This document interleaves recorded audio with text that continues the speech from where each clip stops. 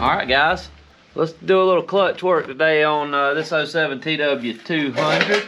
Now this is going to be the same for pretty much any TW87 to 24, 23, so we're going to get this out of the way. I mean, I don't necessarily know that you have to, but instead of fighting around this pedal assembly, all you got to do basically is take these two 8mm out here, so let's do that and see what we got.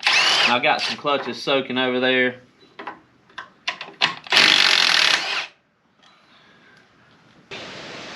Mate, would hurt to clean it and grease it anyway. Yeah. Okay, that'll give us plenty of room there. This should be a rather simple job. We went on a little ride yesterday. I did the cylinder base gasket Friday. We went on a little ride Saturday, and I knew the clutch was bad. It was letting out at the top. And I thought we were just going to do some easy riding, and it turned out we got on some pretty gnarly stuff. And let's bend that up a little bit. And I finished the clutch off. We actually went down some pretty treacherous trails. Not terrible, but they were steep, and it was let's see, I don't have to take that one loose. What am I doing? Or do I? No, I'll leave it loose so the wire will stay out of the way. How about that? This one actually goes through the case, I think. But anyway, we rode some pretty gnarly stuff, and it got really steep, and we kind of got to the point of no return, and we had to go or blow. So we're getting ready to drop off this hill. My cousin didn't want to turn around and go back because his tire's bad. He's got the WR250 John Boy, and he walked down it. Found a barn and a river to cross, so we went ahead and went down, crossed the river. I put a little short up over it, and I actually went and talked to the farmer and told him what happened. My clutch was bad, and it was either maybe let us cross this field, or I was going to have to call a helicopter rescue or something. But long story short, he said, fine, no problem, let us cross. So this is why we're doing the clutch. It's time to do it, and we got to get this thing ready. I've only got about 3 months to get it ready to go out west, so I figured better not drag around. Let's just get it done.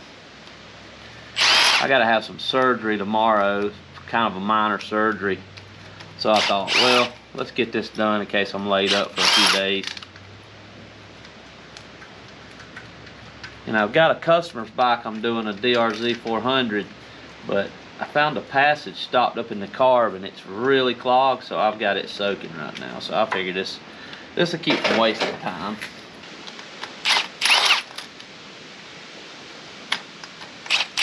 I might be wrong, but I think that one, yeah, it goes all the way through. Okay.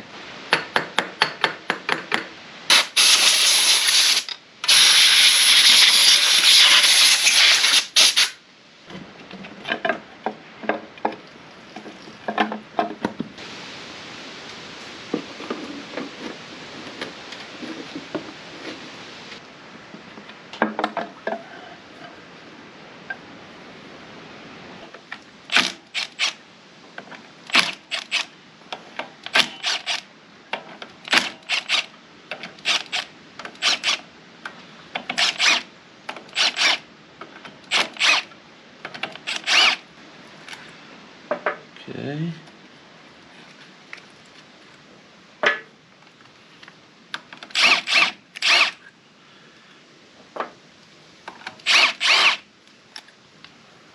Slide this off.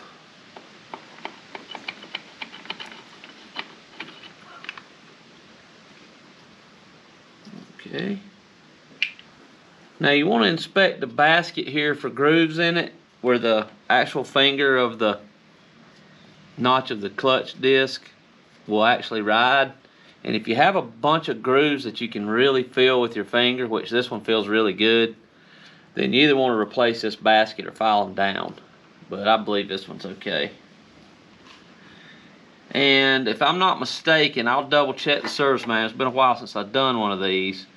You can pretty much leave this adjustment alone if it's never been fooled with from the factory. This is just a push rod adjustment, so you make sure you have enough free play so in the clutch pedal. So if you got free play, then you're alright on that, I believe, and you don't really want to have this hold against that when you bolt that down. So let's get our new clutch disc, and I have steels and fibers. We'll stack them in there, and be on our way to putting it back together. Okay, you want to put them back in just in the same order that they come out. Here's our new steels. I actually bought just fibers, I thought, but this is how these came, so we're not going to complain about that at all. Alright, so we're going back in the reverse order that we took it off. You're going to have a fiber steel, fiber steel, fiber steel, with a total of 5 fibers and 4 steels. And I got these in Honda 1040 GN4 oil. Been letting them soak for a little while. It doesn't really matter how long you soak them, but you want to get some oil on them so they don't chatter when you first put it together. So, alright, let's go in with the first fiber here. Then we're going to do a steel. A lot of people soak these, but there's no need if you got plenty of oil on the fibers. Alright, let's go with our next fiber. It's always going to alternate. Next steel. Fiber. Steel. No front and back to any of this. Fiber. Steel, and lastly we'll end up with one last fiber. Looks good. And I'm gonna save this oil. There's nothing wrong with it. Put right back in the crankcase. Alright, so all this looks good. Put a little, make sure we got some oil around this, because it's gonna go up in the end of the shaft there. And all we got to really do is make sure that these 4 are aligned with these 4. I don't really think this has a special way that it goes. And just be gentle with that O-ring. Make sure it goes and sits flush in there. Alright, so we got these EBC heavy duty spring set. This is supposed to be 15% stronger. So hopefully this will do a little better in the woods. That's what we'll hope for anyways.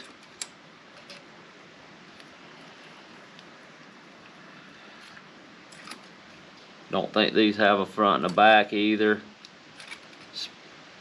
Pretty much if you can take your time and put this back together the exact way it came apart, this is a fairly easy job. It's really inherent to the design of the T-Dub. It's just a good bike to learn to own and work on yourself, really. Alright, and I always just use an impact with gentle pressure, tighten it in a cross pattern.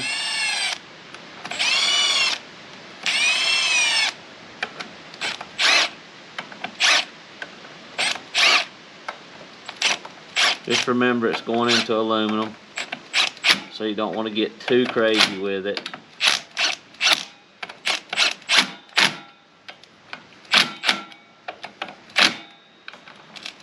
And then sometimes I like to just put a ratchet on it and feel it, just to make sure you got it good and tight. That spring though is going to keep pressure on the head of that screw, and that's going to be almost impossible for that to pull out of there, or back off rather. And yes, technically you should torque those, but if I torqued every screw that I ever tightened, I'd never been able to make a living. You kind of learn to get a feel for it eventually. Alright guys, we're going to clean this surface, and we're going to clean the surface on the case here. We'll come back and put it together. Let me show you guys a little trick that a lot of people don't know. Get you a punch or 1/4 inch extension. If you got a really stubborn gasket that don't want to come off, instead of scraping this up with a razor and digging it out and clawing it up, put your extension on here and hammer gently. Look at that. Just really gently all the way along the length of the gasket. All there is to it. It really helps keep from scarring up the surface, and if the gasket's old and hard, it takes a lot to scrape anyway. Good little trick an older fella showed me on a Chevrolet one time, so I've always used that. And a punch probably works better with a flat, not a punch, but a drift with a flat tip. But this little extension here, for some reason, the way it's shaped has worked really well for me for 20 years. Alright guys, so full disclosure, this gasket was absolutely cooked on here. I don't really know why.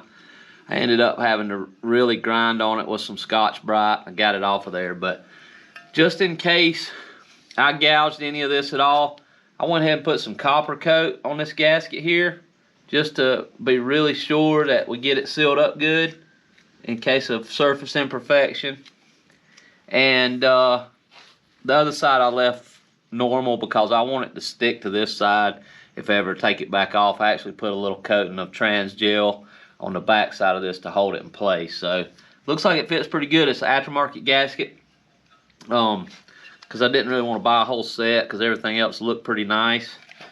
So I'm gonna wipe this out and then we'll put her on there. I think one day I'd like to do the kickstart on this, because it's got the plug there for it, and it would be an easy install. And it would be a nice backup in case you left a switch on or something. Alright, so let's go on and put this back, and then we'll get our bolts started, tightened up, and we'll be well on the way to having this buttoned up here. I'm gonna try to get the dowel pins to just barely start, and then I'm gonna put a couple bolts in it here, just so we know that our gasket's gonna be lined up.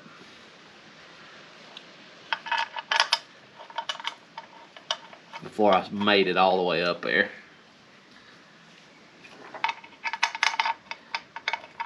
And just lay your bolts out just like they come off like that as well. That's a trick you can do if you worry about getting the length right.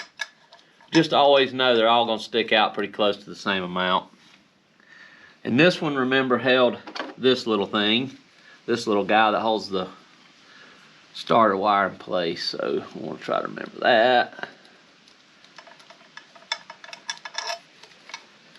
It just kind of keeps it over there out of harm's way, away from the heat. And then remember, we have this one long one that's going to go here in the oil filter housing, and we'll leave that one for last. But I will start it so we know our gasket's in the correct spot. And you want to make sure it goes and mates all the way up by hand. You'll hear it.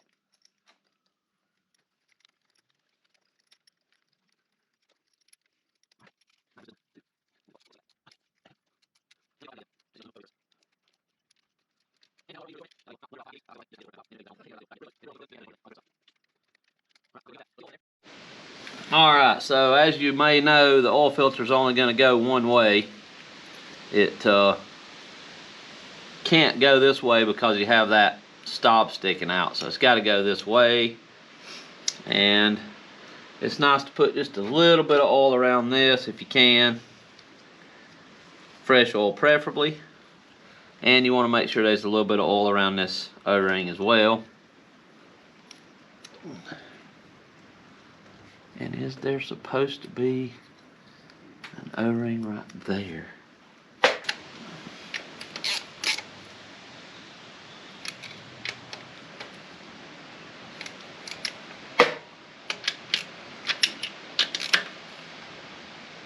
All right. Clutch job complete. Just need to pour some oil in it.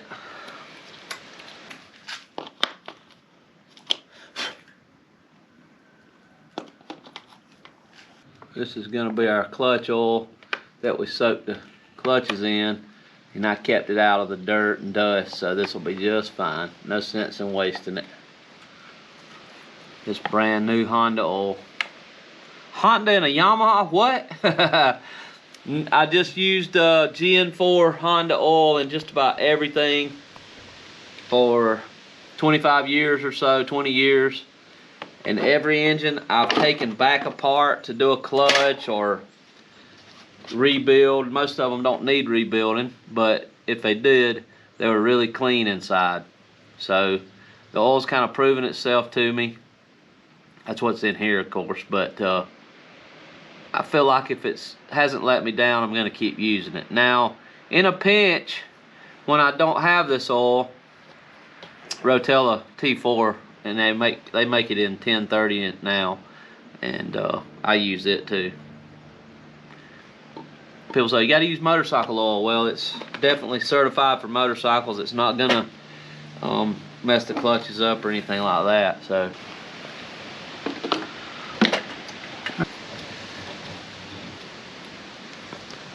all right.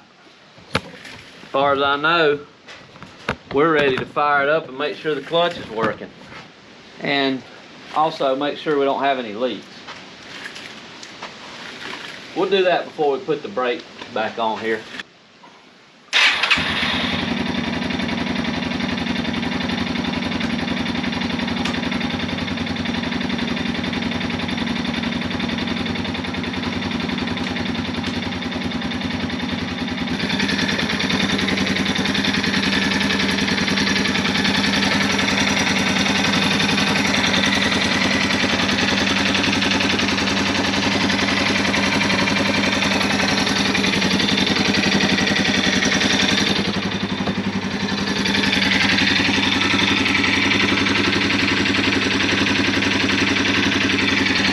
I think we're good.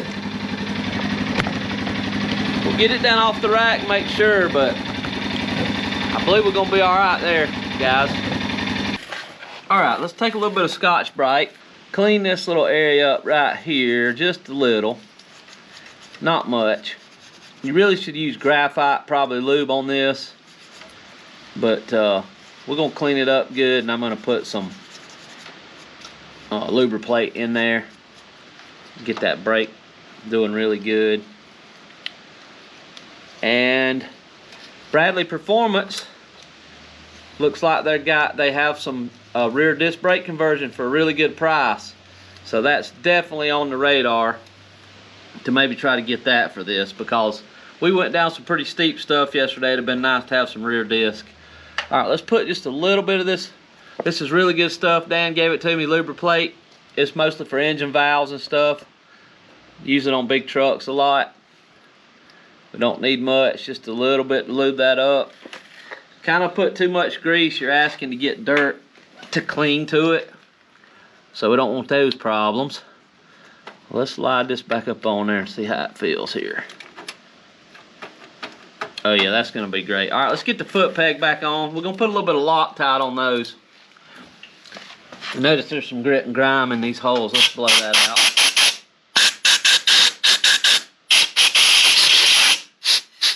I don't know if that's old Loctite, exactly what that is, but we'll get it out of there. All right, let's put a little bit of blue on here. You just don't want your foot peg falling off when you're way off in the woods, and Loctite's gonna definitely help avoid that.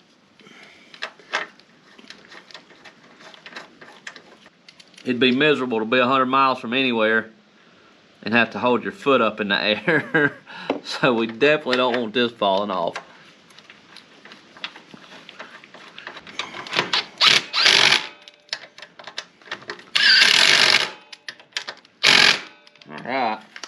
All right, guys, let's get it down off of this rack here and let's see how it does.